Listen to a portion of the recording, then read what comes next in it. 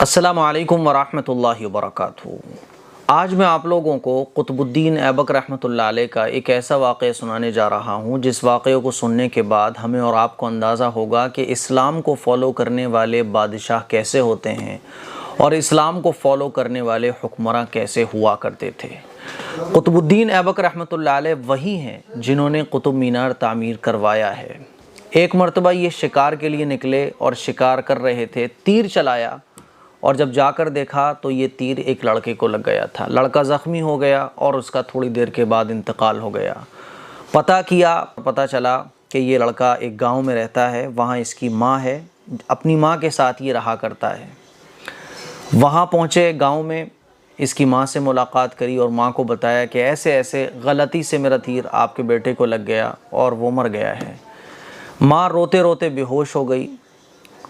قطب الدین ایبک رحمۃ اللہ علیہ نے اپنے آپ کو قاضی کے حوالے کر دیا اور قاضی سے درخواست کی کہ میرے خلاف مقدمہ چلایا جائے، کیونکہ مجھ سے اس طرح سے ایک لڑکے کے تیر لگ گیا اور وہ لڑکا مر گیا، یہ اس کی ماں ہے، میرے خلاف مقدمہ چلایا جائے۔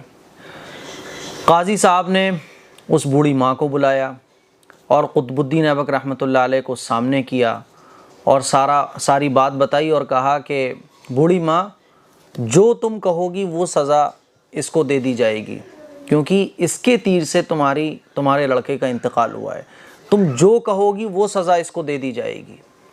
اس بوڑھی ماں نے قطب الدین ایبک رحمۃ اللہ علیہ کو دیکھا اور سوچا کہ پھر ایسا بادشاہ کہاں ملے گا جو اپنی حکومت میں، جو بادشاہ ہونے کے بعد، جو حکمراں ہونے کے بعد ساری بادشاہت ہے اس کے ہاتھ میں، اس کے باوجود وہ اپنے خلاف مقدمہ چلوا رہا ہے۔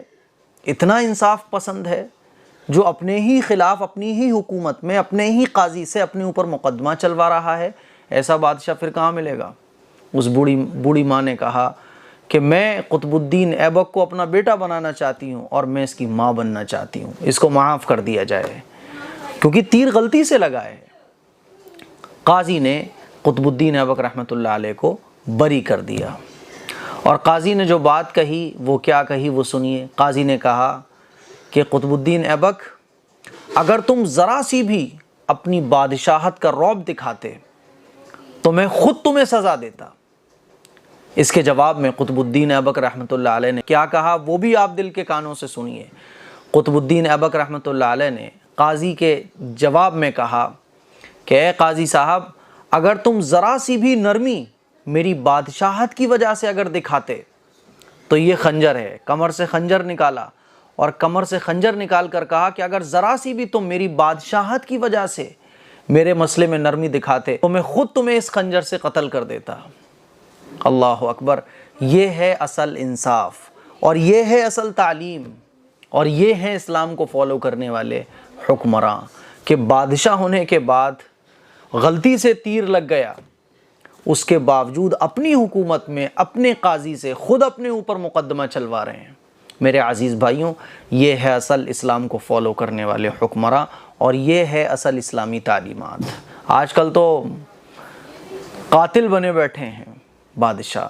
آج کل تو جو بادشاہ ہوتا ہے وہ قتل، غریبوں کا خون چوسنا اور کیا کچھ نہیں کرتے، سب ہمارے سامنے ہے۔